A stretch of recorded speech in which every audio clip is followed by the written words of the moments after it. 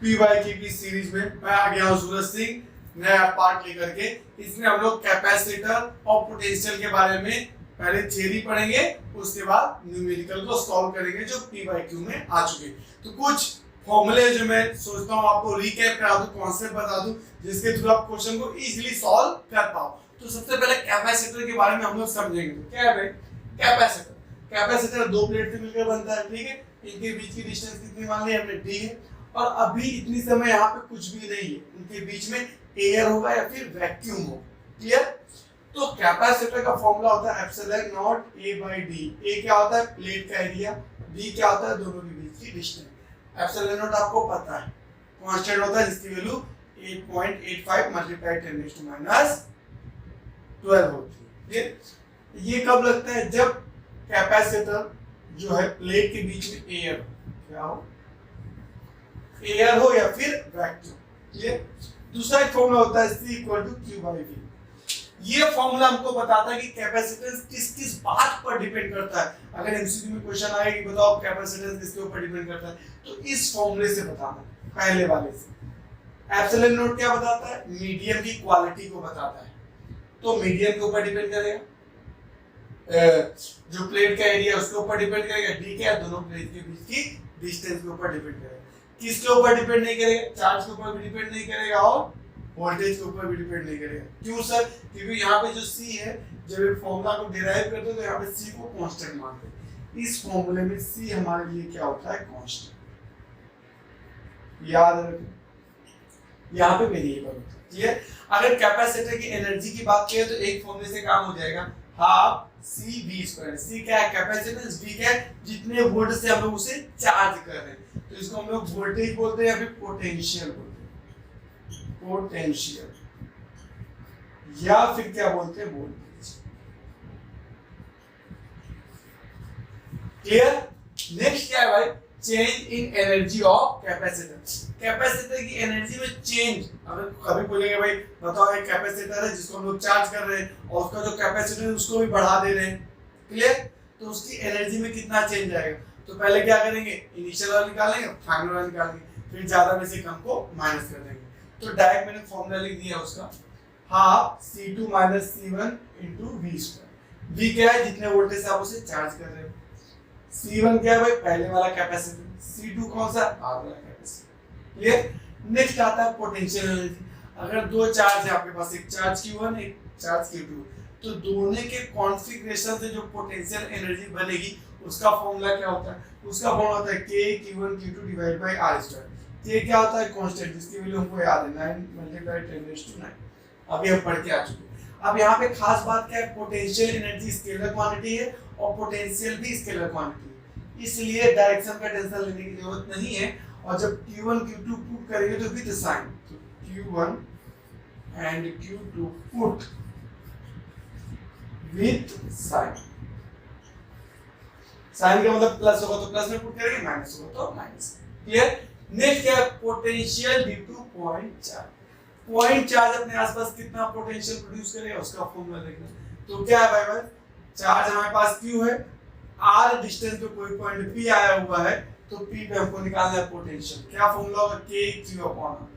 Potential भी एक scalar quantity है, इसीलिए इसको भी कैसे करेंगे भाई? With sign, put with sign, sign के साथ पुट करेंगे। अब वेरी इंपॉर्टेंट टॉपिक आ रहा है क्या भाई? Equipotential surface. Sir equipotential surface क्या होती है? अरे भाई साहब, इक्विपोटेंशियल सरफेस का मतलब क्या होता है? ऐसी सरफेस जिसके हर एक पॉइंट का पोटेंशियल सेम हो। अगर पोटेंशियल सेम है तो आप चिल्ला के चीख के बोल सकते हो, इसको हम जानते हैं इक्विपोटेंशियल सरफेस है, क्लियर। तो अब जैसे यहाँ पे देख सकते हो आप पॉइंट ए और पॉइंट बी। तो अगर पॉइंट ए 10 वोल्ट है तो ये भी क्या होना चाहिए? 10 वोल्ट। तब बोलोगे इसको हम जानते हैं, पहचानते हैं, इसका नाम क्या है? इक्विपोटेंशियल सरफेस, जिसके हर एक पॉइंट का पोटेंशियल सेम होगा। तो अगर जनरल फॉर्मूला लिखूंगा इसका तो क्या होगा सर? यहाँ का जो पोटेंशियल है A, यहाँ का जो पोटेंशियल है B। अगर ये इक्विपोटेंशियल सरफेस है तो हम बोलेंगे भाई B का पोटेंशियल, A का पोटेंशियल किसके बराबर होगा? B के बराबर। अब थोड़ा वर्क डन की चर्चा कर लेते हैं। वर्क डन का फॉर्मूला पोटेंशियल की टर्म में होता है Q × ΔV। डेल्टा V क्या होता है? Change in potential. अगर यहाँ पे मैं क्वेश्चन लूं कि इक्विपोटेंशियल सरफेस पे एक चार्ज को इस एक पॉइंट से दूसरी पॉइंट लेके जाया जाता है तो कितना वर्क करना पड़ेगा? 0। कैसे सर? ये कंडीशन समझ में आ रही है? ये क्या है? वर्क डन क्या है? चार्ज Q को एक पोटेंशियल पॉइंट से दूसरे पोटेंशियल पे ले जाने के लिए जो वर्क डन करना पड़ता है वो वर्क डन। अब मैंने बोला यहाँ पे चार्ज आपके पास क्या है? Q। ये चार्ज Q A से उठा करके आप लेके जा रहे हो B पर, A से उठाकर B पे ले जाते हो, वर्क डन कितना होगा? तो आप यहाँ पे लिखोगे W Q, A से B पे ले जा रहे हो तो B का पोटेंशियल -1। बट ये कौन सा पोटेंशियल है भाई? इक्विपोटेंशियल सरफेस है, तो दोनों का पोटेंशियल क्या होगा? सेम होगा। तो B की जगह पे आप क्या लिख सकते हो? A। देखो ना, B की जगह पे क्या लिख सकते हो? A। तो VA माइनस VA, तो क्या आ जाएगा? आपको दिख रहा होगा, ये कैंसिल हो जाएगा, तो वर्क डन क्या आ जाएगा? क्लियर? तो इक्विपोटेंशियल पर चार्ज को एक पॉइंट से दूसरे पॉइंट तक मूव कराने के लिए कोई भी वर्क डन नहीं करना पड़ता है। वर्क डन क्या आता है? 0। ये सब पॉइंट ध्यान रखना, जब मैं एमसीक्यू सॉल्व करा रहा हूँ तब आपको आना चाहिए, ठीक है? इक्विपोटेंशियल सरफेस का अगर नाम ले जाए, अच्छा इक्विपोटेंशियल सरफेस, उसके हर एक पॉइंट का पोटेंशियल सेम होता है। उससे फायदा क्या होता है? एक पॉइंट से दूसरे पॉइंट तक चार्ज को जब मूव कराते हैं तो वर्क डन 0 आता है। और एक खास बात इक्विपोटेंशियल सरफेस की, यहाँ पे मैं बना दे रहा हूँ, ये जो इक्विपोटेंशियल सरफेस एक और है, ये क्या भाई? Equipotential surface. इक्विपोटेंशियल सरफेस, इसकी खास बात क्या है? इलेक्ट्रिक फील्ड जो होती है, इलेक्ट्रिक फील्ड इक्विपोटेंशियल के साथ हमेशा 90 का एंगल बनाती है। बार-बार इसके ऊपर क्वेश्चन आता है, जो इक्विपोटेंशियल सरफेस होती है उसके किसी भी पॉइंट पे अगर आप इलेक्ट्रिक फील्ड ड्रॉ करोगे या बनाओगे तो हमेशा वो 90 का एंगल बनाएगी। 90 का बनाएगी मतलब 90 डिग्री को क्या बोलते हैं? 90 डिग्री को हम लोग बोलते हैं नॉर्मल। क्या बोलते हैं? नॉर्मल। और क्या बोलते हैं? परपेंडिकुलर। क्लियर?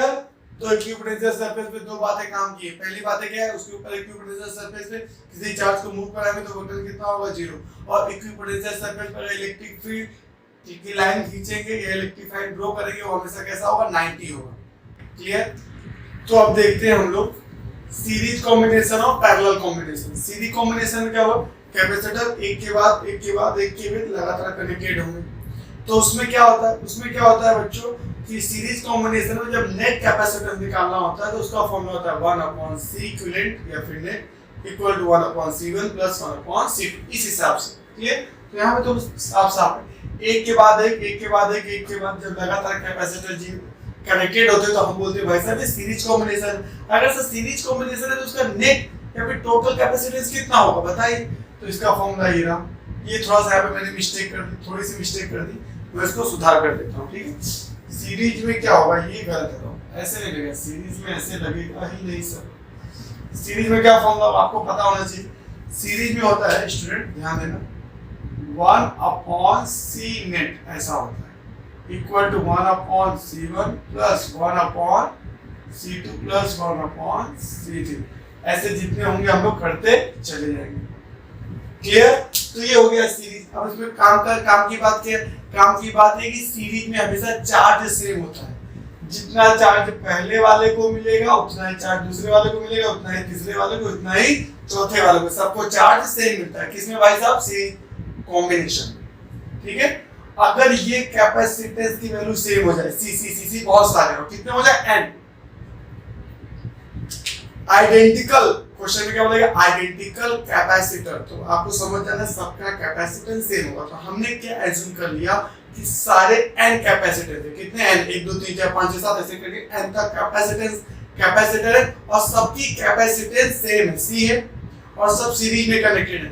तब टोटल कैपेसिटेंस कितना होगा, फिर नेट कैपेसिटेंस कितना होगा, उसका इंपॉर्टेंट फॉर्मूला ये देखो लिख दिया है।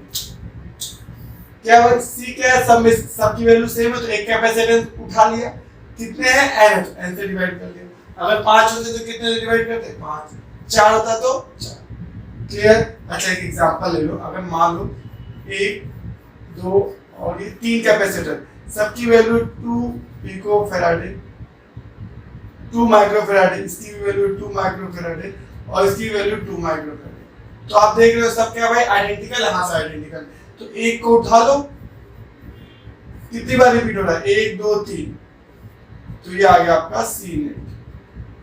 आई बात समझ में, इस हिसाब से यहाँ पे एन के लिए सॉल्व कर दिया गया। सीरीज में क्या सेव होता है, चार्ज। अब पैरेलल कॉम्बिनेशन में तो बच्चों को पता होता है कि सब पैरेलल, अगर पैरेलल कैपेसिटर कनेक्टेड है सबका वोल्टेज सेम होगा, जिसे आप लोग पोटेंशियल भी बोलते हो, ठीक है। 1 2 3 10 वोल्ट से मैं चार्ज कर रहा हूं, तो इसको भी 10 वोल्ट मिलेगा, इसको भी 10 वोल्ट मिलेगा, इसको भी 10 वोल्ट मिलेगा। क्यों? क्योंकि तीनों क्या है भाई, पैरेलल। तो पैरेलल में वोल्टेज सबको क्या मिलता है, सेम। क्या मिलता है भाई साहब, सेम। और नेट कैपेसिटेंस निकालना तो C1 C2 C3। इसी तरह से आइडेंटिकल n कैपेसिटेंस हो तब 4n आइडेंटिकल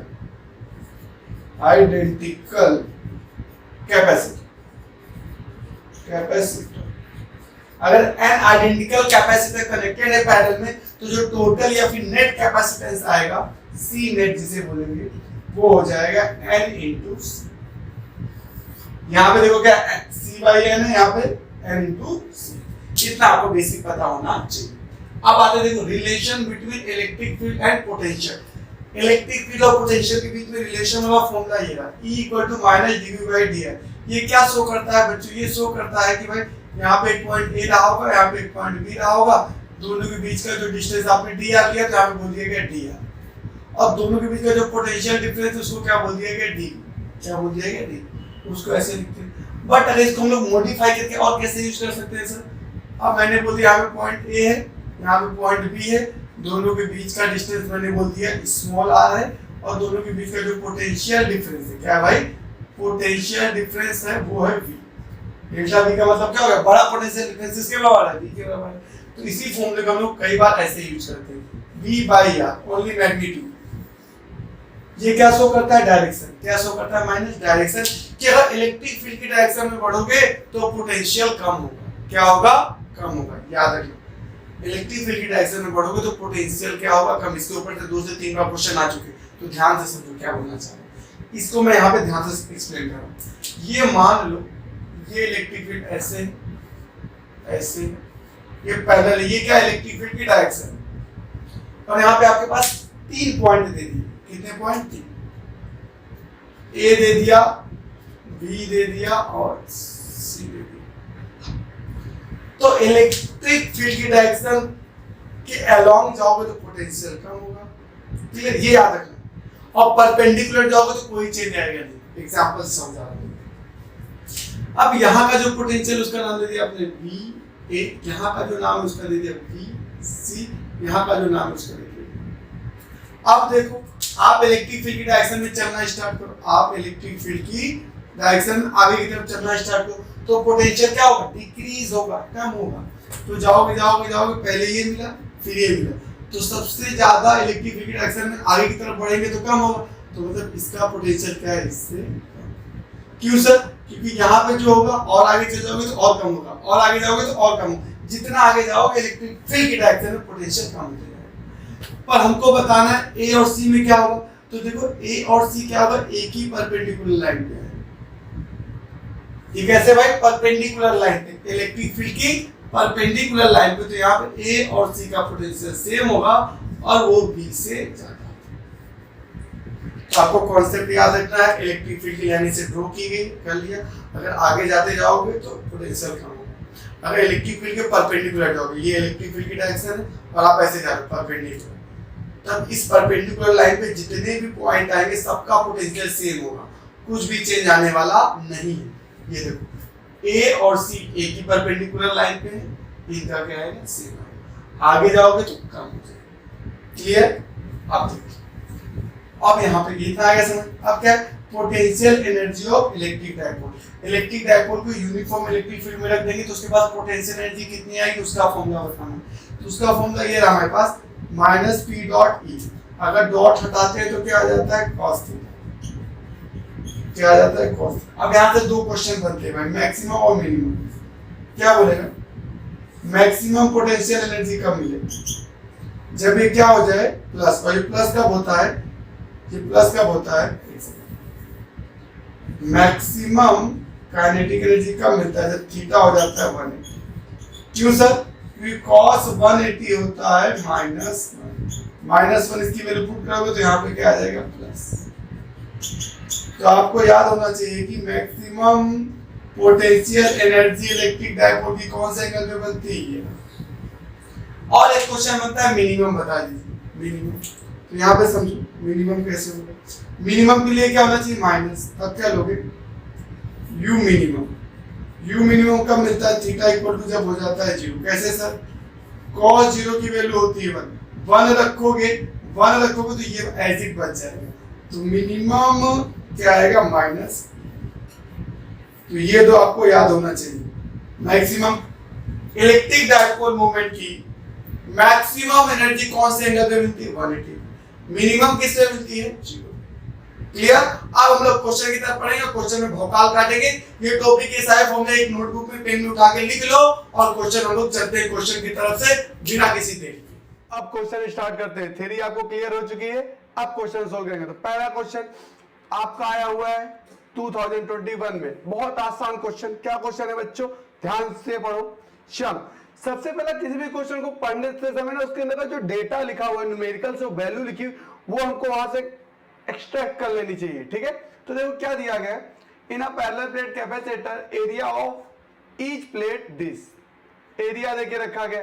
तो मैं सबसे पहले क्या लिखूंगा भाई एरिया। गिवन डेटा में क्या दिया गया, एरिया कितना दिया गया है 1 मीटर स्क्वायर। क्लियर। फिर क्या दिया गया ध्यान से देखो, फिर बोला गया था distance between two plates d equal to 1 millimetre. तो मतलब दो प्लेट के बीच का डिस्टेंस d दिया गया है, कितना है 1 मिलीमीटर।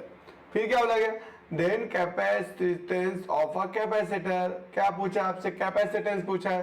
तो आपको मैंने इसका फॉर्मूला बताया था, क्या था भाई C equals to epsilon naught A by D। Epsilon naught की वैल्यू हमको याद होनी चाहिए, कभी कभी दिया होता है कभी कभी नहीं दिया होता है। तो आपको ये वैल्यू याद होनी चाहिए, कितनी होती है 8.85 मल्टीप्लाइड 10⁻⁻12। क्लियर। तो हम क्या करेंगे, अब यहाँ पे सारी वैल्यू पुट करेंगे। एप्सिलॉन नॉट की वैल्यू क्या आ गई 8.85 मल्टीप्लाइड 10⁻⁻12। एरिया कितना है 1। ओके, आगे तो कुछ है नहीं, आगे कुछ है नहीं, तो इसको मैंने क्यों लिख दिया भाई। चलो तुम निपट जाओ यहाँ से, स्टॉप। क्लियर, इतना आ रहा होगा समझ में। अब डिवाइड में क्या लिखना है डी, डी की वैल्यू कितनी 1 मिलीमीटर। 1 मिलीमीटर कितना होता है आपको पता होना चाहिए, ये सब बेसिक बातें। 1 मिलीमीटर होता है 10⁻³ मीटर। तो डी की वैल्यू यहाँ पुट कर देंगे 10⁻³ अब आपको साफ साफ दिख रहा है, ऊपर सॉल्व करोगे तो सी का वैल्यू निकल के आ जाएगा 8.85 मल्टीप्लाइड 10⁻⁹। क्लियर। तो हमारा ऑप्शन नंबर यहाँ पे होगा ए राइट है। देख रहे एकदम आसान क्वेश्चन। नेक्स्ट क्वेश्चन की तरफ बढ़ते हैं। ये भी क्वेश्चन बहुत आसान है। क्या बोला गया है, ध्यान से पढ़ो। Dash dash dash metre square, मतलब क्या पूछा गया आपसे एरिया। तो यहां से हमको पता चला क्या निकालना है, एरिया निकालना है। क्वेश्चन में गिवन क्या है, parallel plate capacitor having capacitance, C की वैल्यू देके रखी है। सी की वैल्यू कितनी है, ध्यान से देखो, ये थोड़ा सा पतला कर लेते हैं इसको। ओके, आपसे सी की वैल्यू है 8.85 micro farad. Clear. Plate are kept at a distance 1 millimetre. अब डिस्टेंस कितना बोला गया 1 मिलीमीटर। सेम पीछे वाला जैसा क्वेश्चन, 1 मिलीमीटर का मतलब कितना होगा 10⁻³ मीटर। क्लियर, आ रही बात समझ में। और माइक्रो को किस में कन्वर्ट करोगे, फेराडे में। तो कितना आएगा 8.85 मल्टीप्लाई 10⁻⁶। सिंपल, अभी फॉर्मूला मैंने जस्ट आपको बताया। क्या होगा भाई, C equal to epsilon naught A divide by D। हमको क्या निकालना है, एरिया। अगर आपको एरिया निकालना है तो एरिया को क्या बनाना पड़ेगा, सब्जेक्ट। तो ये डिवाइड में तो मल्टीप्लाई में चला जाएगा इधर, और ये कहाँ चला जाएगा, डिवाइड में। तो एरिया का फॉर्मूला आपके पास बन जाएगा CD epsilon not. Epsilon naught की वैल्यू जस्ट मैंने आपको भी बताई। डी की वैल्यू पता है, हाँ। सी की वैल्यू पता है, हाँ। एप्सिलॉन नॉट की वैल्यू, तो ये पूरी वैल्यू आप पुट करोगे तो आपके पास जो आंसर आएगा वो आंसर निकल के आएगा बी, 1 मल्टीप्लाइड 10⁻³ और मैं ऐसा मान के चल रहा हूँ कि बेसिक कैलकुलेशन आपको आता होगा। कैसे सर, सी की वैल्यू पुट कर दो ना, कितना है 8.85 मल्टीप्लाइड 10⁻⁻⁶। डी की वैल्यू कितनी है 10⁻⁻3। एप्सिलॉन नॉट की वैल्यू याद है 8.85 मल्टीप्लाई 10⁻²। दिख रहा है साफ साफ, सॉल्व करोगे तो आपका ऑप्शन नंबर बी मिलेगा। ठीक है बेटा, नेक्स्ट क्वेश्चन की तरफ बढ़ते हैं। आसान है, बस आपको फोकस करना है। जितनी चीजें मैं बता रहा हूं, जितनी आपको थियरी बता रहा हूं, उस पर ध्यान देना। अगर जितनी थियरी में बता रहा हूं उतनी करोगे तो आपके जितने भी 10 से 15 साल में PYQ आए सारे सॉल्व हो जाएंगे। नेक्स्ट क्वेश्चन की तरफ, बहुत आसान क्वेश्चन पूछ लिया। क्या पूछा गया देखो ध्यान से पढ़ो। The capacitance of a parallel plate capacitor with vacuum is 5 microfarad. मतलब वैक्यूम, वैक्यूम का मतलब क्या है सर? दो प्लेट होगा, इसके बीच में क्या वैक्यूम, वैक्यूम बोलो या एयर बोलो, तो क्यों? क्योंकि दोनों के लिए एप्सिलॉन नॉट की वैल्यू सेम होती है। यहां पे क्या भाई? Vacuum, vacuum. क्लियर? अब क्या बोला गया ध्यान से समझना। If the dielectric slab with this कितना 1.5 is inserted between the plate the capacitance will be. अब आपको मैंने बताया है कि अगर कोई आपके पास कैपेसिटर है, उसके अंदर आप कोई डाइलेक्ट्रिक स्लैब को अंदर डाल रहे हो। क्या डाल रहे हो? डाइलेक्ट्रिक स्लैब को, जिसका डाइलेक्ट्रिक कांस्टेंट के हो। कितना हो? के हो। तो उसका कैपेसिटेंस क्या होता है? के टाइम्स इंक्रीज हो जाता है। तो मैं ऐसा लिख सकता हूं, नया वाला जो आएगा सी डैश, वो पुराने वाले का मल्टीप्लाई हो जाएगा के से। के देखो दे के रखा है, के क्या होता है? Dielectric constant. देखो पुराना वाला यहाँ पे आपको सी नॉट दे के रखा गया है। कितना है? 5 माइक्रोफैराड। ठीक है, तो पुट कर दो यहाँ पे 5 माइक्रो। देखो ऑप्शन सारे माइक्रो में दिया है, तो यूनिट कन्वर्ट करने की जरूरत नहीं है। क्लियर? अब के की वैल्यू कितनी भाई? 1.5। तो मल्टीप्लाई करोगे कितना आएगा? 7.5 माइक्रोफैराड है। तो हमारा ऑप्शन नंबर यहाँ पे सी राइट होगा। क्लियर? नेक्स्ट देखते हैं बच्चों। नेक्स्ट क्या बोला गया? फिर से वेरी इजी क्वेश्चन। सारे कॉन्सेप्ट आपको मैंने थियरी में पढ़ा दिए। तो जो मेरा स्टार्टिंग का थियरी वाला वीडियो जब मैं बताता हूं, आपको थियरी एक्सप्लेन करता हूं, तो आपको एक पेपर लेना है और जितने फॉर्मूले मैं लिखता हूं, शॉर्ट नोट, चैप्टर का नाम डाल देना, उसमें शॉर्ट नोट लिख देना है, और जितने फॉर्मूले मैं लिखाता हूं आपको लिख लेना है, जिससे आप क्वेश्चन करते समय आपको आसानी हो। आपको क्या करना है? क्वेश्चन रीड करना है मेरे साथ, और जब मैं बोलूं तो वीडियो को रोक देना है और आपको खुद से सॉल्व करना है, और फिर मेरा आंसर देखना है आपका आंसर मैच कर रहा है कि नहीं। क्लियर? नेक्स्ट क्वेश्चन क्या है? देखो 2020 में आया हुआ क्वेश्चन है। 3 कैपेसिटर देके रखे, ठीक है, 3 कैपेसिटर की वैल्यू देके रखी है, कनेक्टेड इन पैरेलल। पैरेलल का फॉर्मूला क्या बताया था? बहुत आसान सर, पैरेलल में सी इक्विवेलेंट निकालना हो तो C1 plus C2 plus C3 होता है। What is the total capacitance of a network? C equivalent बोलो या फिर टोटल बोलो, दोनों का मीनिंग सेम होता है। क्लियर? तो चलो स्टार्ट करते हैं। क्या होता है भाई? हाँ चलो, C1 कितना है? 2 है। C3 कितना है? 3। C2 ये कितना है? एक C1 एरा दिया गया है, C2 दिया गया है, C3 भी दिया गया है। सबकी वैल्यू सिर्फ पुट करनी है। तो कितना हो जाएगा बताओ? यहाँ पे हो जाएगा 4 3 7 7 2 9 9 पिको फैराड आंसर आएगा। तो ऑप्शन नंबर हमारे पास ए राइट है। क्लियर? आ रहा होगा समझ में, मजा आ रहा होगा। कितने आसान क्वेश्चन पूछते हैं, बस थोड़ा सा दिमाग लगाने की जरूरत है भाई साहब। इतना आसान क्वेश्चन कौन पूछता है भैया? अब देखो थोड़ा जुगाड़ किया भाई, ढूंढा नहीं मिला तो हमने क्या किया? लिखा और फिर उसका कॉपी पेस्ट कर दिया। इसमें बहुत सारे स्टूडेंट ने भी मेरी हेल्प की है। तो ध्यान से समझो, अगर अच्छे मार्क्स लाने हैं तो ध्यान से। अब भैया साहब ये देखो का दिया गया है, का दिया गया है, हाँ पढ़ो।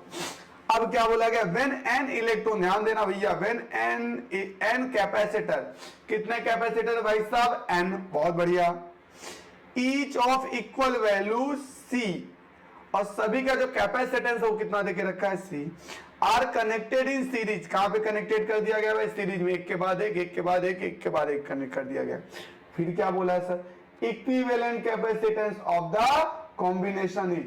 तो भैया बताइए कि इसका टोटल कैपेसिटेंस कितना होगा? फिर बोलेगा इक्विवेलेंट, तो दोनों का मीनिंग सेम है। तो ये तो सब फॉर्मूला पूछ लिया। देखते हैं क्या पूछ रहे हैं जी, हमसे फॉर्मूला पूछ रहे हैं। तो फॉर्मूला अगर सब एक है तो सी इक्विवेलेंट का डायरेक्ट फॉर्मूला आ जाता है C/N। ये किसके लिए आता है भाई?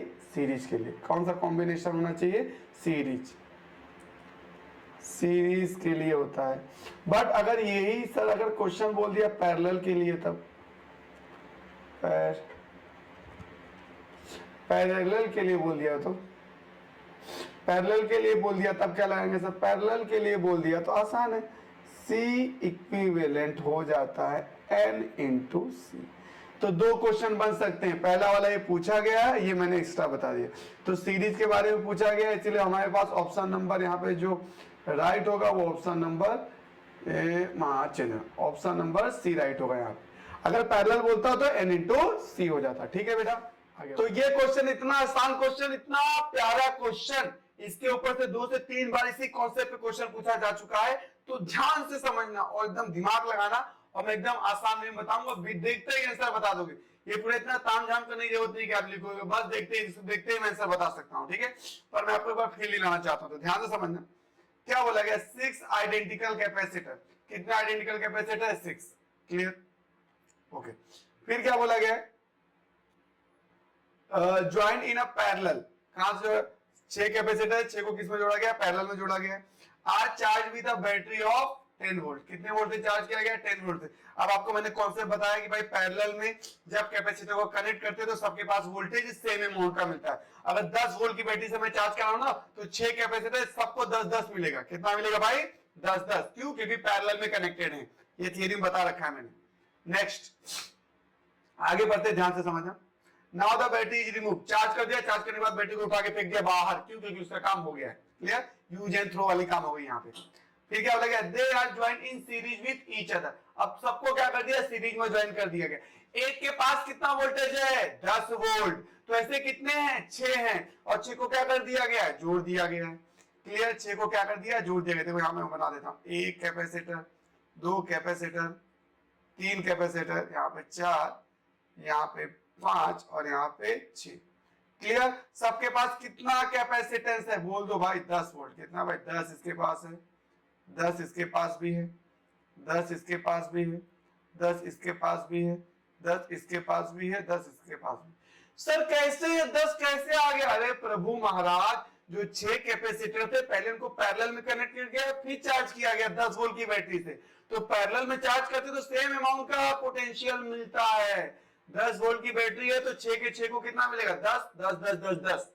क्लियर, अब उसके बाद जब चार्ज हो गया था तो बैटरी को क्या कर दिया, उठा के बाहर फेंक दिया। और फिर जो कैपेसिटर थे ना जिनके पास 10-10 वोल्ट आ गया था, उनको सीरीज में कनेक्ट कर दिया गया। तो वही डायग्राम बना रहा हूं यहाँ पे मैं। और ये एक हो गया पहला फ्री एंड, और ये हो गया दूसरा फ्री एंड, क्योंकि इसके आगे कुछ है नहीं तो इसका नेमिंग कर देते ए और बी। आगे क्वेश्चन पढ़ते।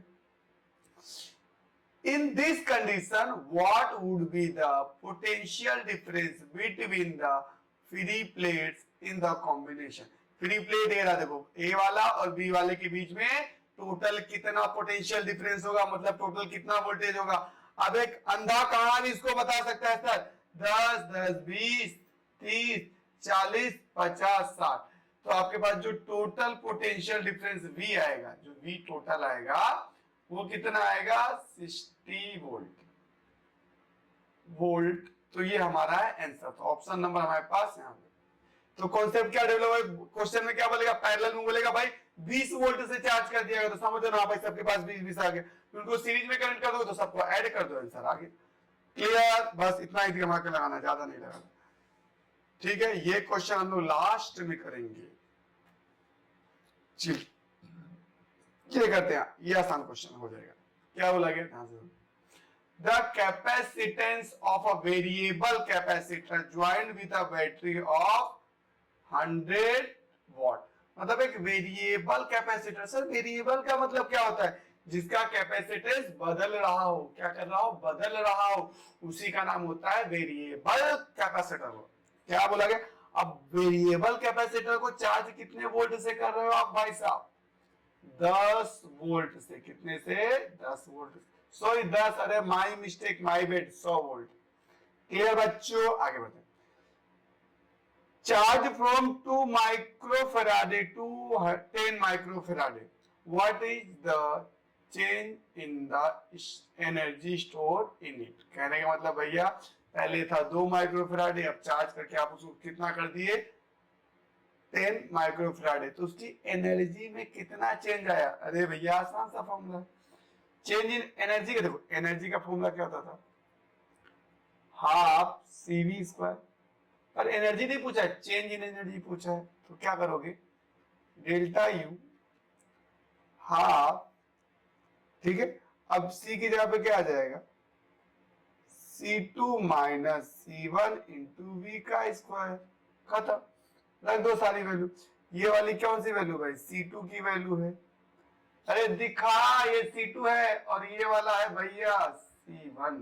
क्या है, C1। तो मैं साफ शब्दों में लिख लेता हूं जिससे आपको कष्ट की अनुभूति ना हो, इसीलिए मैं आपको साफ अक्षर में लिख दूंगा कि ये जो ऊपर ये जो बाद वाला है, ये वाला ये C2 है और ये C1 दिख रहा होगा। हाँ, आप देखो ध्यान से समझिए, हाफ तो चल ही रहा है, ओके अच्छी बात है। C2 की वैल्यू कितनी भाई, 10, C1 की वैल्यू 2, V का स्क्वायर मतलब 100 का स्क्वायर।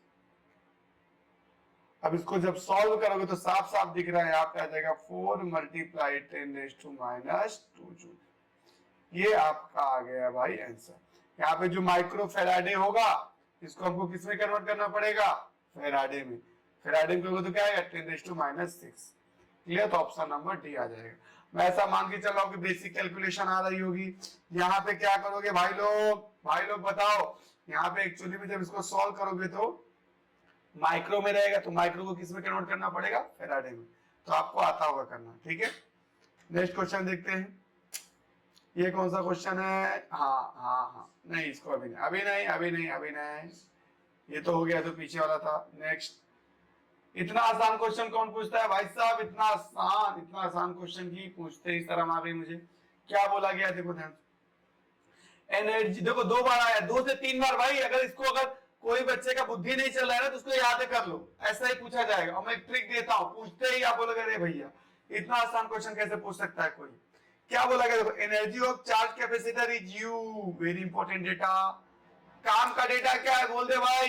जो एक कैपेसिटर है उसके पास एनर्जी कितना है, कैपिटल यू। बहुत बढ़िया, मजा आ गया सर, आगे। Now it is remove from the battery and then is connected to another identical uncharged capacitor in parallel, very important line। मतलब भाई साहब क्या है, एक charge capacitor, energy of charge capacitor इतना, एक कैपेसिटर होगा, क्लियर, जिसके पास एनर्जी कितनी भाई साहब, यू। कहां से आएगी, आपने बैटरी से चार्ज किया होगा, फिर बैटरी को निकाल दिया होगा। आप क्या किया, सेम इसी के जैसा एक कैपेसिटर लिया आपने। कलर चेंज करता हूं जिससे आपको फील आएगा। क्या आएगा बच्चों, फील आएगा मेरे प्यारे नन्हे मुन्ने बच्चों, ध्यान से देखो। तो एक और कैपेसिटर है जो कि कैसा, अरे यहां मत लिखना, एक और कैपेसिटर है जो कि जिसके पास एनर्जी है 0, क्योंकि क्या बोला गया, अनचार्ज, क्लियर। और उसको क्या कर दिया गया, पैरेलल में कनेक्ट कर दिया गया, मतलब ऐसे पैरेलल में कनेक्ट कर दिया गया। फिर क्या बोला गया, ध्यान से देखना, when will be the energy of each capacitor now, sorry when नहीं है, what। तो क्या बोला कि अब बताओ दोनों कैपेसिटर के पास, इसके पास एनर्जी कितनी होगी। तो कॉन्सेप्ट मैंने आपको सिखाया था कि अगर एक कैपेसिटर के पास 100 जूल एनर्जी है, कितना भाई साहब, 100 जूल, तो अगर उसी के साथ दूसरा कैपेसिटर जोड़ दोगे तो 50 जूल तो हीट में वेस्ट हो जाएगा। क्या होगा, 50% हीट में वेस्ट हो जाएगा। तो 100 जूल का कितना होता है, 50 हीट। अब जो 50 बचा है, 50 में से आधा वो रखिएगा, आधा में। तो यहाँ पे हीट के फॉर्म में जो वेस्ट होगा, हीट के फॉर्म में वो कितना हो जाएगा भाई, U/2 हीट के फॉर्म में बाहर चला गया। बचा कितना, रिमेनिंग कितना बचा आपके पास, U/2। अब U/2 क्या करेगा, आधा ये रखेगा, आधा ये रखेगा, मतलब कहने का कि यहाँ पे बचेगा एक्चुअल में आपके पास U/2। तो अब U/2 क्या करेगा, ध्यान से यहाँ पे मैं करता हूं। अब U/2 क्या करेंगे, आपस में दोनों बांट लेंगे, डिस्ट्रीब्यूट कर लेंगे। तो U/2 का आधा कितना होगा, U/4। तो U/4 इसके पास भी आएगा, U/4 इसके पास भी आएगा। देखो दोनों को ऐड करो, U/4 प्लस U/4 कितना आ गया भाई, U/2। तो सिंपल सा लॉजिक है, पहले कितना एनर्जी था, यहाँ पे ध्यान से समझो, पहले कितना था एनर्जी U। अब इसके दो पार्ट होंगे, पहला हीट में जाएगा, U/2 कहां चला गया, हीट में, हीट के फॉर्म में वेस्ट हो जाएगा। और बाकी u/2 बचा।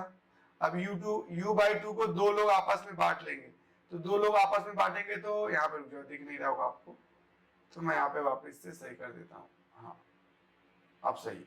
अब u/2 को दो कैपेसिटर आपस में बांटेंगे, तो u/2 को इक्वल अमाउंट में अगर दो पार्ट में बांटना हो तो क्या करेंगे बताओ, u/4 आएगा और u/4 आएगा।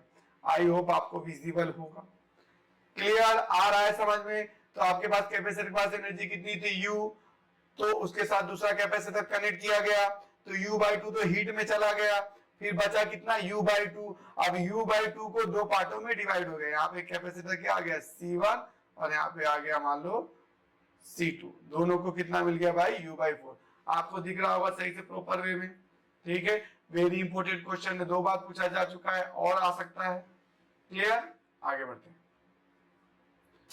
वेरी इजी क्वेश्चन भैया, क्या पूछा गया, इक्विपोटेंशियल पर का क्वेश्चन आया ना तो खुश हो जाओ, डांस कर लो, 2-3 बार लगे तो मैं तो बोलता हूँ भाई साहब, क्योंकि इतना आसान क्वेश्चन देखते ही पूछते ही शर्म आ जाती है भाई, इतना आसान क्वेश्चन कोई लेवल ही नहीं किया, कोई इज्जत ही नहीं किया, आपने इतना आसान क्वेश्चन पूछ रहा है। देखो क्या बोल दिया, for any charge configuration equipotential surface through a point etch dot to the electric field at that point. कहने का मतलब क्या भैया, इक्विपोटेंशियल सरफेस है, कैसी सरफेस है भाई, इक्विपोटेंशियल। ये मान लो आपकी इक्विपोटेंशियल सरफेस है, इक्विपोटेंशियल सरफेस है, इक्विपोटेंशियल, क्लियर। अब क्या बोला गया क्वेश्चन में भैया, यहाँ पे किसी एक पॉइंट पे इलेक्ट्रिक फील्ड बताओ, तो मैंने कॉन्सेप्ट बता रखा है ना प्रभु कि इक्विपोटेंशियल सरफेस पे जो इलेक्ट्रिक फील्ड होती है वो हमेशा परपेंडिकुलर होती है। कैसी होती है, परपेंडिकुलर, मतलब कितने का एंगल बनाती है, 90 का। ये आपका सरफेस है, इक्विपोटेंशियल सरफेस, क्लियर। आई बात समझ में। तो देखो देखो देखो देखो देखो क्या है क्या है क्या है, अब देखो, अब से परपेंडिकुलर है 90 तो बोला नहीं, तो परपेंडिकुलर 90 को और दूसरी भाषा में क्या बोलते हैं, नॉर्मल। क्या बोलते हैं बेटा, नॉर्मल। तो ऑप्शन में देखो क्या दिया है, नॉर्मल, तो ऑप्शन नंबर ए राइट है। नेक्स्ट क्वेश्चन करते हैं। अब ये कॉन्सेप्ट आपको मैंने बता रखा है, थोड़ा सा ध्यान रखना, कैपेसिटर का है, ठीक है। कैसे कैपेसिटर बनाते हैं, अब देखो ये डायग्राम दे दिया है, बोला गया ए और बी प्लेट के बीच में टोटल कैपेसिटेंस निकालो। ये सब क्या प्लेट है, कैपेसिटर किससे बनता है, दो बातें ध्यान रखना, मैंने बताया था कैपेसिटर को बनाने के लिए दो प्लेट चाहिए होती है, वो भी अलग अलग, ये ए की होनी चाहिए और ये बी की होनी चाहिए। अगर ये प्लेट बी की है और ये वाली भी प्लेट बी की है तो ये कैपेसिटर नहीं बनेगा, मतलब दो अलग अलग, एक सेकेंड विजिबल नहीं होगा, हाँ अब सही। तो दो अलग अलग टाइप की प्लेट चाहिए, एक ए हो तो दूसरा बी हो, क्लियर। अगर दोनों बी टाइप की होंगी तो कैपेसिटर नहीं बनेगा, मैंने बता रखा है। आगे बढ़ते हैं कॉन्सेप्ट की तरफ। तो ऐसे क्वेश्चन को करने का आसान तरीका क्या होता है, कितने पॉइंट दिए गए देख लो बच्चों, ए और बी, तो कितना पॉइंट दिया, एक ए दिया है और एक बी दिया है, तो आप सरल भाषा में एक ए इधर बना लो और एक बी इधर बना लो। अब क्या करो, यहां से स्टार्ट करो। अब देखो ए वाली प्लेट कितनी है, नाम करो, देखो ये ए है तो ए से कौन कौन सा, ये कनेक्टेड है तो इसका नाम ए हो जाएगा, नीचे वाली कनेक्टेड है तो इसका भी नाम ए रख दो, क्लियर। अब बी वाले से देखो कौन कौन से कनेक्टेड, बी वाले से देखो ये ऊपर वाला कनेक्टेड है तो इसका नाम बी हो जाएगा, नीचे वाली कनेक्टेड है तो बी इसका नाम हो जाएगा। इतना कर लेना बस, और फिर दो पॉइंटिंग लग ले, एक ए लग देना एक बी। अब देखो ध्यान से, पहले की देखो, पहले वाली यहाँ ए से एक प्लेट निकलेगी ऐसे, देखो ए से यहाँ पे एक प्लेट निकली और बी से देखो कितनी निकली है, बी निकली है, तो बी से एक निकाल दो। पहले ध्यान से देखो, नंबर एक कौन सी वाली, ए वाली, तो ए से एक प्लेट निकाल दिया। नंबर 2 वाली किसकी प्लेट है, बी वाली, तो बी से एक निकाल दी। देखो ये 1 वाली है और ये 2 वाली, पहला बन गया। आगे बढ़ते हैं, अब 2 नंबर वाली बी की है, अच्छी बात है, और भाई 3 नंबर वाली भी बी की, तो इसमें कैपेसिटर नहीं बनेगा, क्योंकि देखो 2 और 3 एक ही टाइप की प्लेट है, बी वाली है, तो यहाँ पे कैपेसिटर नहीं बनेगा। चलो अब वापिस से देखो, 2 3 में बनेगा, पर 3 और 4 में बनेगा क्या, देखो ये जो 3 वाली प्लेट है किसकी है, बी की, तो यहां से ऐसे निकाल लो 3 नंबर वाली, और 4 नंबर वाली किसकी है भाई साहब, ए की है, तो यहां से एक निकाल लो 4 नंबर। तो ये भी एक कैपेसिटेंस बनेगा, इसका नाम सी कर दो, इसका नाम सी कर दो, क्यों, क्योंकि सभी प्लेट का एरिया और प्लेट के बीच का डिस्टेंस सेम है, तो सबका कैपेसिटेंस क्या होगा, सेम। तो कैपेसिटेंस कहां कहां बना बच्चों, एक यहाँ पे बना और एक यहाँ पे बना। क्लियर? ये वाला क्यों नहीं है, 2 और 3 के बीच में क्यों नहीं बना? और काउंट कैसे करना है? ऐसे करना है, 1 2 के बीच में देखना है, 2 और 3 के बीच में देखना है, 3 और 4 के बीच में देखना है, ऐसे देखना है। जब सेम टाइम की प्लेट आ जाएगी तो उसमें कैपेसिटर नहीं बनेगा, उसको हटा देना। क्लियर? अब आपको दिख रहा होगा कि दोनों किसमें, पैरेलल में। तो अगर कैपेसिटर पैरेलल में होते हैं तो उनका कैसे निकालते हैं, ऐड कर देते हैं। सिंपल क्या कर देते हैं, ऐड। तो दोनों को ऐड करो, कितना आएगा, 2C। सर 2C आ गया तो ऑप्शन में दिया नहीं गया, तो ऑप्शन सी का हमको फॉर्मूला पता है ना, epsilon naught A by D होता है। तो रख दो सी की जगह, epsilon naught A by D. तो देखो ऑप्शन नंबर यहाँ पे बी राइट है। अगर ये कॉन्सेप्ट आपको पैरेलल प्लेट वाला समझ में नहीं है तो मुझे कमेंट करके बताना, मैं अलग से 5 या 10 मिनट का एक वीडियो बनाऊंगा जिसमें इसमें से 3 से 4 वैरायटी के क्वेश्चन लूंगा और आपको अच्छे से एक्सप्लेन कर दूंगा अगर ये कॉन्सेप्ट समझ में नहीं आया हो तो। क्लियर? आगे बढ़ते हैं। Next question, very easy question. क्या बोला गया, अ parallel plate capacitor is charge and then isolated. Now a dielectric slab is introduced in it. Which of the following quantities will remain constant? बहुत आसान क्वेश्चन बताया था। एक कैपेसिटर लिया, उसको चार्ज कर दिया, अब चार्ज करने के बाद बैटरी को हटा दिया, अब बैटरी को हटा दिया उसके बाद उसके अंदर क्या डाल दें भाई साहब, डाइलेक्ट्रिक डाल रहे। तो बताओ कौन सी क्वांटिटी इसके अंदर चेंज नहीं होगी, कांस्टेंट रहेगी। तो मैंने आपको एक बात बता दिया है बच्चों, क्या बता दिया, कि अगर कैपेसिटर को आपने क्या कर दिया, चार्ज करने के बाद बैटरी को रिमूव कर दिया तो एक चीज कांस्टेंट होती है, वो होता है चार्ज। कांस्टेंट रहेगा, क्या रहेगा भाई, कांस्टेंट। याद रहेगा, कैपेसिटर उसको चार्ज किया, चार्ज करने के बाद बैटरी को हटा दिया, तो कुछ भी करो उसका चार्ज कांस्टेंट रहने वाला है, चार्ज चेंज होने वाला नहीं। क्या चेंज होगा, उसका पोटेंशियल चेंज हो जाएगा, और क्या चेंज होगा, इलेक्ट्रिक फील्ड चेंज हो जाएगा, और क्या चेंज होगा, कैपेसिटेंस चेंज होगा। ये याद रखना है। कब के लिए वैलिड है, गांठ बांध लो, गांठ बांध लो बोल रहा हूं, गलत मत समझो भाई। क्या है, कैपेसिटर को चार्ज किया और बैटरी को रिमूव कर दिया, क्या कर दिया, रिमूव, तब क्या होगा, चार्ज कांस्टेंट रहेगा। क्लियर? अगर बैटरी कनेक्टेड है, लगातार कनेक्टेड है, तब क्या कांस्टेंट रहेगा, वोल्टेज। क्लियर? ऐसा ही सेम टू सेम क्वेश्चन आएगा, ज्यादा दिमाग लगाना नहीं है।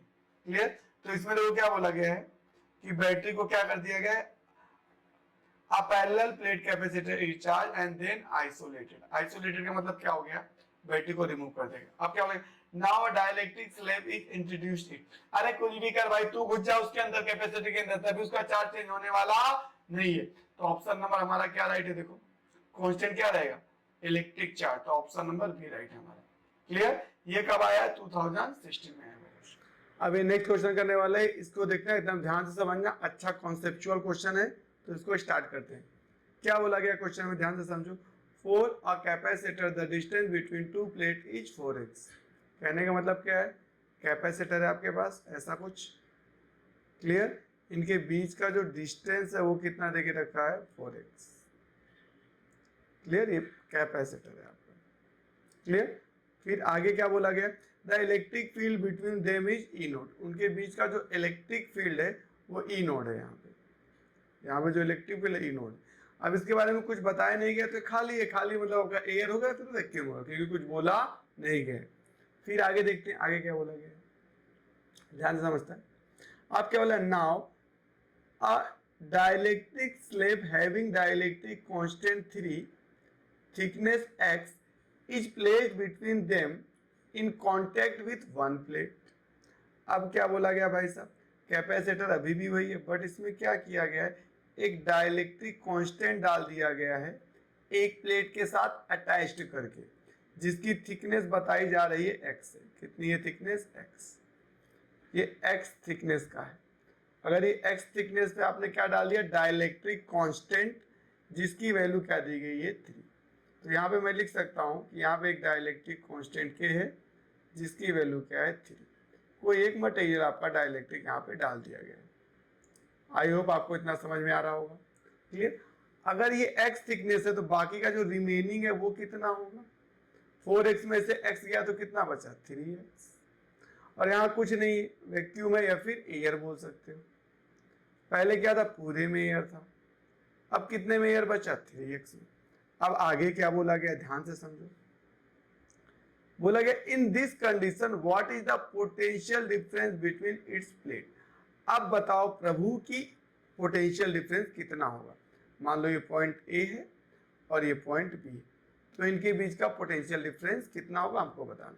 तो आसान भाषा में मैं समझाऊं आपको, तो हमको पहले यहाँ का पोटेंशियल निकालना पड़ेगा जिसे बोलेंगे V, और फिर यहाँ का निकालना पड़ेगा जिसे मैं बोलने जा रहा हूँ पोटेंशियल V2। V1 V2 को निकाल के ऐड कर देंगे तो आंसर आ जाएगा। तो क्या किया जाए सर, तो V इक्वल्स टू मैं लिख सकता हूँ टोटल V1 प्लस V2। अब आपको एक कॉन्सेप्ट मैंने बताया था, अगर याद हो, नहीं याद हो तो मैं आपको रिकैप करा देता हूँ। पोटेंशियल का फॉर्मूला एक होता है E इंटू डी। क्लियर, याद आया कि नहीं आया बोलो, ये होता है। तो अब देखो जहां पे डाइलेक्ट्रिक कांस्टेंट डाला है, मीडियम डाला, उसकी इलेक्ट्रिक फील्ड डिक्रीज हो जाएगी। कितनी डिक्रीज हो जाएगी, के टाइम्स। कितनी डिक्रीज हो जाएगी, के टाइम्स।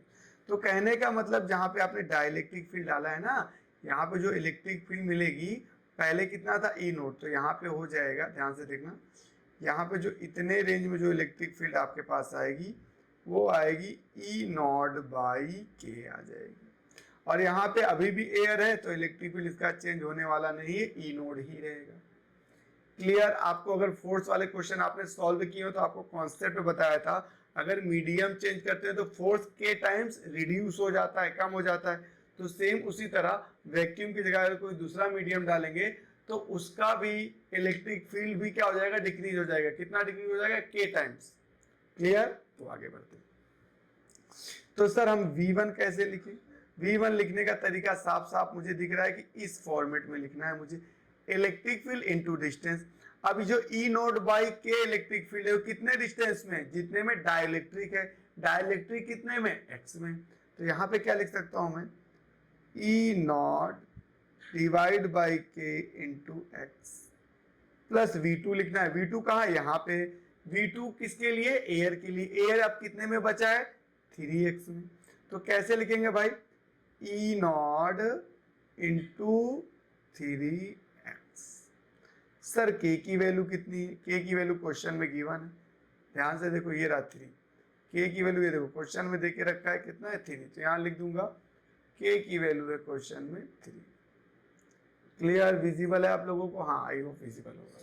नहीं विजिबल है तो मैं यहाँ लिख सकता हूँ कि क्वेश्चन में के की वैल्यू देके रखी गई है 3। अब के की वैल्यू यहाँ पे डाल दो, तो के की वैल्यू डालो कितना, यहाँ पे अच्छे से लिखूंगा, E naught X divide by 3 plus ये 3 को आगे ले लो, 3 ई नॉट एक्स। सॉल्व करेंगे या 3 का 3 9 आ जाएगा, 9 और 1 10, तो 10/3 आ जाएगा। आंसर कितना आ जाएगा, 10/3।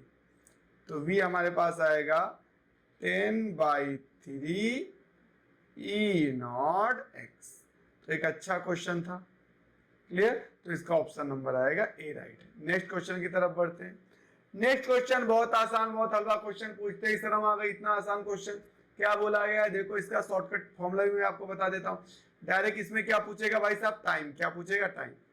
तो टाइम का डायरेक्ट मैं शॉर्ट ट्रिक बता देता हूँ। शॉर्ट ट्रिक है, शॉर्ट ट्रिक क्या है सर जी, शॉर्ट ट्रिक। 2 बार ऐसे क्वेश्चन आ चुके हैं, 2 बार, एक 2015 में आया, एक 2021 में आया। डायरेक्ट टाइम का फॉर्मूला आप लगाओ।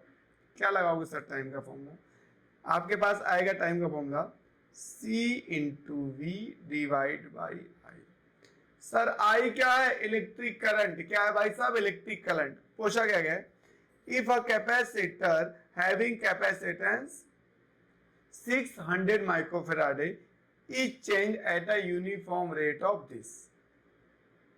अब देखो इसका यूनिट देखो ध्यान से, कितना है, माइक्रो कूलम अपॉन सेकेंड। मतलब ये क्या दिया है, ये एक्चुअल में आपको इलेक्ट्रिक करंट दिया है।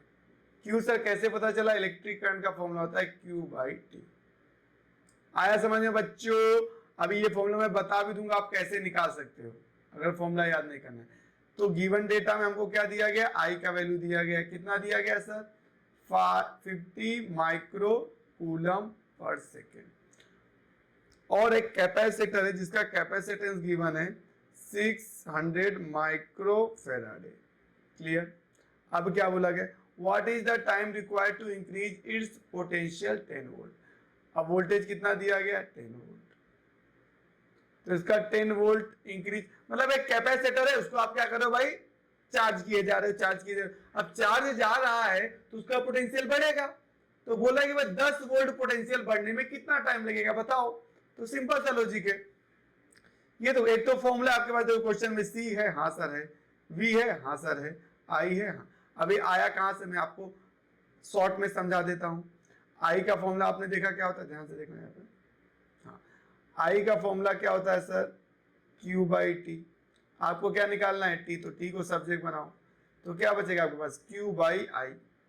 और सर Q बराबर क्या होता है आपको पता है ना, Q इक्वल टू होता है CV, तो Q यहां पुट कर दो, CV डिवाइड बाई आई। तो ये देखो बन गया ट्रिक, जिसे आप ट्रिक बोल रहे हो वो कॉन्सेप्ट है।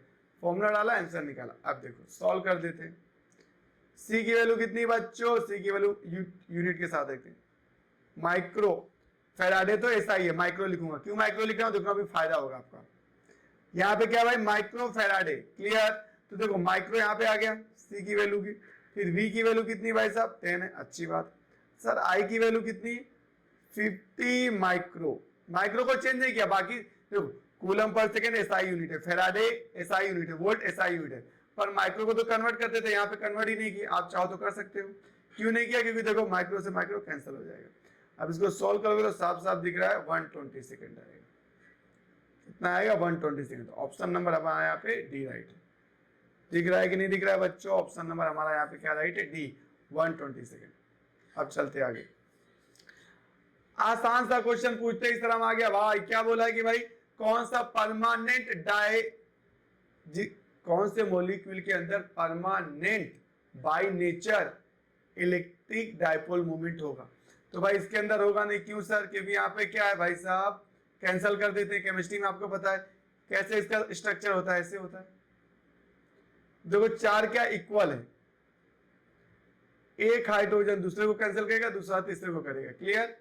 CO2 में कुछ ऐसा बनेगा, ये देखो, तो ये भी एक दूसरे को कैंसिल कर देंगे, यहाँ पे माइनस, यहाँ पे माइनस, यहाँ पे प्लस, तो ये वाला जो होगा माइनस से प्लस होता है, माइनस से प्लस कैंसिल कर देगा, क्लियर।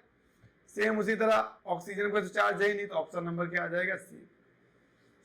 H2O का स्ट्रक्चर कैसा होता है, यहाँ पे आपका ऑक्सीजन होगा, यहाँ पे होगा हाइड्रोजन, क्लियर। तो यहाँ माइनस प्लस माइनस प्लस, तो इधर जाएगा एक, इधर जाएगा, तो एक दूसरे को कैंसिल कर नहीं पाएगा, तो ऑप्शन नंबर आएगा सी, ठीक है। डेटाबेस है, आपको आना चाहिए। आसान क्वेश्चन आ गया, देखो इक्वी पोटेंशियल का नहीं क्वेश्चन, क्वेश्चन हमारा क्या भाई मिनिमम पोटेंशियल एनर्जी। किसका मिनिमम पोटेंशियल एनर्जी, ध्यान से देखो, इलेक्ट्रिक डायपोल मूवमेंट को कहां पुट किया, कहां पे रखा, यूनिफॉर्म इलेक्ट्रिक फील्ड है, उसके अंदर इलेक्ट्रिक डायपोल मोमेंट को रख दिया, तो कौन से एंगल पे उसके पास मिनिमम पोटेंशियल एनर्जी होगी बताइए। मैंने आपको बताया है एंगल क्या है 0, मैक्सिमम कितने पे होगा 180 पे, याद होना चाहिए भाई। मिनिमम कितने पे होगा, थीटा इक्वल टू 0 पे, मैक्सिमम कितने पे होगा 180 पे, याद होना चाहिए। मिनिमम तो ऑप्शन नंबर क्या आ जाएगा ए, क्लियर। आगे बढ़ते हैं, आ गया इक्विपोटेंशियल। इक्विपोटेंशियल का कॉन्सेप्ट आ गया, समझाया था मैंने, बोल दो क्या है। देखो क्या बोला गया क्वेश्चन में, angle between equipotential surface and electric field. बताओ भाई बताओ, बताया था थियरी में कि इक्विपोटेंशियल सरफेस और इलेक्ट्रिक फील्ड के बीच का एंगल हमेशा 90 होता है। 90 का मतलब कितना, π/2, तो ऑप्शन क्या आ जाएगा π/2, ऑप्शन नंबर बी राइट है। थर्ड पे आ जाते, फिर से वही क्वेश्चन आ गया, देखो बार बार वही क्वेश्चन आ रहा है। पहले देखो कब आया था 2016 में आया था, अब कब आया 2021 में आया। क्या बोला गया, देखो equipotential surface through a point is to the electric field at that point. कहने का मतलब एक पॉइंट है इक्विपोटेंशियल सरफेस है, वहां पे इलेक्ट्रिक फील्ड कैसे जाएगी, तो इलेक्ट्रिक फील्ड कैसा होगा, परपेंडिकुलर, नॉर्मल, 90 डिग्री। तो तीनों में से कौन सा है, ये देखो आपको दिख गया नॉर्मल, ऑप्शन नंबर बी। समझाया है थियरी में भाई, थियरी नहीं देखा तो पूरा जाके देखो, तभी तो समझ में आएगा। आधा अधूरा खाओगे फिर बोलते हो सर मजा नहीं आ रहा, कहां से मजा आएगा, पूरा देखो पहले वीडियो। चलो आगे बढ़ते हैं, बस खत्म होने वाला है, ज्यादा नहीं। अब आ गया देखो, अब मैं बोलता हूं भाई ये कंठस्थ होना चाहिए क्या, value of dielectric strength of air, मतलब एयर की डाइलेक्ट्रिक स्ट्रेंथ कितनी होगी आपको याद होना चाहिए, डेटाबेस नॉलेज है। 3 × 10⁶, इसका यूनिट क्या होगा। ये एक्चुअल में एक इलेक्ट्रिक फील्ड होती है, क्या होती है बेटा, इलेक्ट्रिक फील्ड। इसका मतलब सर क्या होता है, थोड़ा बताइए ना, तभी तो मजा आएगा। मतलब अगर इतनी इलेक्ट्रिक फील्ड एयर को दे दोगे ना तो लहर जाएगा, लहर जाएगा मतलब उसके अंदर से एयर के जो मॉलिक्यूल होते हैं, एयर के जो मॉलिक्यूल होते हैं उसके अंदर से इलेक्ट्रॉन बाहर आना चालू हो जाएगा, और इलेक्ट्रॉन बाहर आना चालू हो जाएगा तो हमारे नेचर में करंट फ्लो करना चालू कर देगा। क्लियर? तो इसीलिए उसका डाइलेक्ट्रिक स्ट्रेंथ, इतनी स्ट्रेंथ, इतना रहेगा तो ठीक है, इससे थोड़ा सा भी बढ़ाओगे तो लहरना चालू कर देगा, मतलब वो इंसुलेटर से कंडक्टर में कन्वर्ट हो जाएगा। इससे थोड़ा सा भी ज्यादा इलेक्ट्रिक फील्ड आपने अगर एयर को प्रोवाइड की तो ये आपको याद रखना है, डायरेक्ट आता है क्वेश्चन इस पे से। नेक्स्ट क्वेश्चन पूछते हैं, तरह आ गई, क्या बोला गया देखो ध्यान से पढ़ो। A moving positive charge approaches a negative charge. चलो भैया बना लो, यहाँ पे एक पॉजिटिव चार्ज है और यहाँ पे एक नेगेटिव चार्ज है। अब क्वेश्चन में बताया गया है कि क्या हो रहा है, ये दोनों के बीच का डिस्टेंस आर रहा होगा और पॉजिटिव वाला नेगेटिव की तरफ अप्रोच कर रहा है। क्या कर रहा है? अप्रोच, मतलब पॉजिटिव इसके पास जा रहा है। क्लियर? आगे क्या बोला गया, ध्यान से पढ़ो। What will happen to the potential energy of the system? System का पोटेंशियल एनर्जी क्या होगा, तो कोई नहीं फॉर्मूला लिख देते, U इक्वल टू क्या होता है भाई, K विथ साइन पुट करते हैं, बताया था पोटेंशियल एनर्जी लिखते समय इसको साइन के साथ पुट करते हैं चार्ज को, तो यहाँ पे प्लस Q और ये माइनस Q का मल्टीप्लाई होगा तो क्या हो जाएगा, यहाँ पे माइनस आएगा, प्लस माइनस का मल्टीप्लाई होगा तो आगे क्या आ जाएगा, माइनस। क्लियर? डिवाइड में आर का स्क्वायर। ठीक है, ये मल्टीप्लाई में ध्यान देना। अब ध्यान से समझो, यहाँ पे क्या आ गया, निगेटिव साइन, सॉरी गलती हो गई, गलती माफी दे दो भाई, माय मिस्टेक। क्या मिस्टेक हो गया, फॉर्मूला लिखने में ध्यान से समझो। फॉर्मूला क्या होता था, यू के प्लस का तो प्लस वाला रखो, माइनस का है तो माइनस वाला, डिवाइड में सिर्फ डिस्टेंस होता था, स्क्वायर नहीं आता था। इसको प्रॉपर हम लोग लिखेंगे तो क्या आ जाएगा, minus k q square divide by r. तो पोटेंशियल एनर्जी आपके पास आ गई minus k q square divide by r. Question में क्या बोला गया है, आर क्या हो रहा है, देखो आर डिक्रीज हो रहा है, क्यों, क्योंकि प्लस वाला माइनस वाले के पास जब जाएगा, यहाँ पे प्लस है यहाँ पे माइनस, तो प्लस वाला माइनस वाले के पास जाएगा तो गैप क्या हो रहा है, कम हो रहा है, गैप कम हो रहा है मतलब डिस्टेंस कम हो रहा है। ये डिस्टेंस क्या हो रहा है भाई साहब, डिक्रीज, डिस्टेंस क्या हो रहा है, डिक्रीज, तो पोटेंशियल एनर्जी भी डिक्रीज होगा। नहीं आया समझ में? अरे रे रे रे रे रे, यहाँ पे आप एक चीज भूल गए सर, ये माइनस है, क्या है, माइनस। अगर माइनस है तो जो आर के साथ होगा वही पोटेंशियल एनर्जी के साथ होगा, बट अगर यहाँ प्लस होता, देखो मैं कॉन्सेप्ट यहाँ कोपचे में समझा देता हूं, अगर कुछ ऐसा होता, प्लस के क्यू स्क्वायर बाई आर का आर, अगर ये डिक्रीज हो रहा है तो ये इंक्रीज होता, कब कब कब, जब यहाँ प्लस होता था, बट हमारे में क्या आ गया, माइनस, माइनस आ गया तो सेम, अगर आर डिक्रीज होगा तो यू भी क्या होगा, डिक्रीज। कॉन्सेप्ट आ गया होगा समझ में, ये कब के लिए भाई, प्लस के लिए, तो हमारा ऑप्शन क्या होना चाहिए, डिक्रीज। डिक्रीज कहाँ पे, ऑप्शन नंबर बी हमारा राइट है। आगे बढ़ते हैं, पूछते इस तरह आ गई भाई, इतना आसान क्वेश्चन कौन पूछता है भैया, हलवा ये तो, इससे अच्छा मास प्रमोशन कर दो, इतना आसान क्वेश्चन पूछना है तो। क्या बोला गया, देखो क्या बोला गया बच्चों, the work done to move unit test charge on an equipotential surface. Theory याद आई कि नहीं याद आई, बताओ। इक्विपोटेंशियल सरफेस है, यहाँ पे ए पॉइंट है, यहाँ पे बी पॉइंट है, चार्ज को यहां से यहां लेके जाओगे तो वर्क डन कितना होगा, जीरो होगा। थ्योरी में बता रखा है कैसे होगा, वर्क डन का फॉर्मूला क्या होता है, क्यू इंटू डेल्टा वी, दोनों का पोटेंशियल सेम है ए और बी का, V A equals to V B, इसीलिए यहाँ पे वर्क डन क्या आएगा, जीरो। बताया है मैंने, यहाँ पे इनका जब चेंज लोगे ए और बी का तो क्या आ जाएगा, जीरो। क्लियर? नेक्स्ट क्वेश्चन, बहुत आसान क्वेश्चन 2022 का, क्या बोला गया भाई, the dimensional formula of polarization P. अगर पोलराइजेशन का डायमेंशनल फॉर्मूला निकालना है तो मैं बस एक ही फॉर्मूला याद रखता हूँ, पोलराइजेशन है surface charge density into unit vector E. ये क्या बताता है, कैप, एन कैप क्या बताता है, डायरेक्शन, एन कैप क्या बताता है, डायरेक्शन, डायरेक्शन का कोई यूनिट वगैरह नहीं होता है। अब बहुत ज्ञानी लोग इस वाले फॉर्मूले से निकालते हैं पोलराइजेशन को, कैसे sir, electric dipole movement, electric dipole movement, clear, जिसको आप लोग स्मॉल पी से डिनोट करते हैं, डिवाइड बाय वॉल्यूम। मैं इतना लंबा नहीं जाएगा, मेरे पास इतना टाइम नहीं है, इतना लंबा नहीं जाएगा। मैं इसके पास जाएगा, किसके पास जाएगा, इसके पास, सीधी बात, नो बकवास। ये जो है ये होता है यूनिटलेस, यूनिटलेस। क्यों सर? अरे भाई डायरेक्शन एन कैप, आई कैप जे कैप का यूनिट होता है क्या? उसी तरह ये एन कैप है। तो सर सिग्मा का है, सिग्मा सरफेस चार्ज डेंसिटी क्या है? Surface charge. तो पोलराइजेशन का डायमेंशनल फॉर्मूला किसके बराबर होगा? सरफेस चार्ज डेंसिटी का। सरफेस चार्ज डेंसिटी का फॉर्मूला आपको याद होना चाहिए, क्या होता है? चार्ज अपॉन में एरिया। चार्ज का क्यू का चार्ज का डायमेंशनल फॉर्मूला क्या होता है? Ampere into time. एरिया का क्या होता है भाई?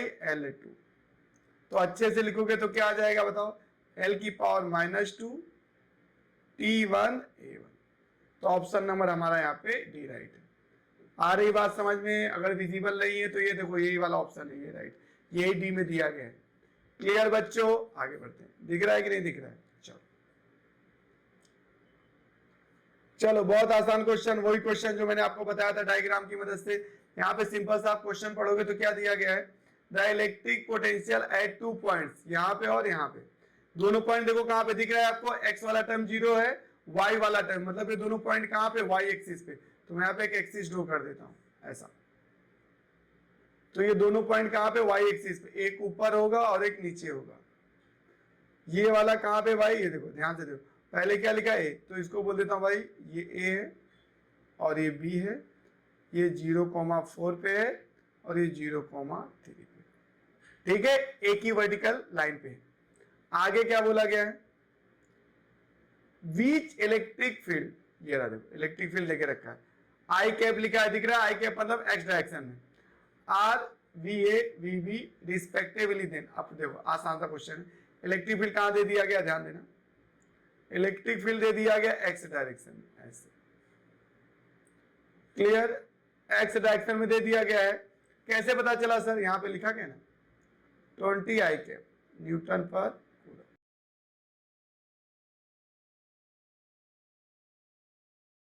तो आई कैप से पता चला। कहां से पता चला सर? आई कैप। ये आई कैप क्या शो कर रहा है? डायरेक्शन को। तो अब देखो, मैंने कॉन्सेप्ट आपको सिखाया, याद है कि नहीं? अब ये देखो, दो ये इलेक्ट्रिक फील्ड के परपेंडिकुलर लाइन पे है। ये दोनों पॉइंट कहां पे? इलेक्ट्रिक फील्ड के परपेंडिकुलर लाइन पे है। तो यहां का पोटेंशियल क्या होगा? सेम होगा, मैंने कॉन्सेप्ट में बताया है। तो ऑप्शन नंबर यहां पे क्या आएगा आपका? ऑप्शन नंबर सी आएगा। क्लियर? आगे बढ़ते हैं। बहुत आसान क्वेश्चन, क्या बोला गया? The electric potential at a distance due to a charge, मतलब पॉइंट चार्ज। पॉइंट चार्ज दिया गया है क्यू, लिख देता हूं। क्यू कितना है भाई? 4 × 10⁻⁻⁷। v कितना दिया गया? 4 × 10⁻⁴। आपसे पूछा क्या है? आर। क्या पूछा है? आर। तो हम फॉर्मूला कौन सा लगाएंगे? v = kq/r due two point charge.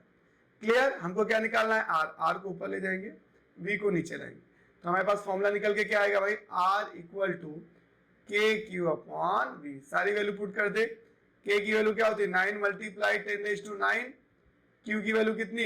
4 × 10⁻⁷ divide में v कितना है? 4 × 10⁴। इसको सॉल्व करोगे तो आपके पास आएगा 9 × 10⁻² मीटर। तो इसको और क्या लिख सकते हो? 9 सेंटीमीटर भी आप लिख सकते हो। तो ऑप्शन नंबर हमारा यहाँ पे ए राइट हो गया। क्लियर? आगे बढ़ते हैं। लास्ट क्वेश्चन, बहुत प्यारा क्वेश्चन। क्या बोला गया? ध्यान देना, ध्यान देना। 2 metallic sphere of radii R1 and R2, ऐसा बोला गया है। आर चार्ज, दोनों क्या है भाई? Charge. Now they are brought into contact with each other conducting wire and then separated if the electric field on their surface are E1 E2 respectively, then E1 by E2 निकालना। क्या बोला गया भैया? दो स्पेयर है। क्या है? दो स्पेयर है। पहले का रेडियस है R1, दूसरे का रेडियस है R2। अब इनको क्या बोला गया? एक कंडक्टिंग वायर से कनेक्ट कर दिया गया। तो कनेक्ट कर दोगे तो चार्ज क्या होगा? फ्लो करेगा एक स्पेयर से दूसरे स्पेयर तक। कब तक फ्लो करेगा? जब तक दोनों का पोटेंशियल सेम ना हो जाए। जब तक दोनों का पोटेंशियल सेम ना हो जाए। तो एक टाइम के बाद क्या हो जाएगा? इनका पोटेंशियल सेम, और उनको क्या कर दिया? अलग अलग। क्या कर दिया भाई? अलग अलग। ये हो गया R1, ये हो गया R2। इस पे इलेक्ट्रिक फील्ड है E1, इस पे इलेक्ट्रिक फील्ड है E2। तो हम अपना लॉजिक लगाएंगे, क्या लगाएंगे, जब तक दोनों का पोटेंशियल सेम नहीं रहता तब तक इनको अलग नहीं करेंगे। तो दोनों का पोटेंशियल क्या करना है भाई, same, V1 equal to V2। बस हो गया खत्म। V का फॉर्मूला बताया था कि नहीं बताया था, बताओ। V का फॉर्मूला मैंने आपको लिखा रखा है, V इक्वल टू क्या लिखाया था, E इंटू डिस्टेंस। यहाँ पे डिस्टेंस क्या है, रेडियस R, तो ये लिख सकते हैं। तो V1 की जगह पे क्या आएगा, E1 R1, V2 की जगह पे क्या आएगा, E2 R2। आपसे क्या पूछा है, देखो ध्यान से, E1 बाई E2, तो इसको नीचे ले लो इधर और इसको ले लो इधर, तो फाइनली क्या आ जाएगा आपके पास, E1 by E2 R2 by R1। तो ये हमारा क्या है, फाइनल आंसर। तो ऑप्शन नंबर मुझे दिख रहा है यहाँ पे ए सही। क्लियर आया बच्चों समझ में? अगर आपको किसी प्रकार का कोई डाउट हो, कोई समस्या हो तो कमेंट कीजिए और बताइए कि मजा आ रहा है कि नहीं आ रहा है। अगर थोड़ा सा भी बेनिफिट लग रहा है और थोड़ा भी फील आ रहा है कि सर सही बता रहा है, तो लाइक करना है, कमेंट करना है कितना मजा आया, ज्यादा कि कम। तो हम जल्दी मिलेंगे नेक्स्ट चैप्टर में नए वीडियो के साथ। तब तक के लिए take care and bye bye.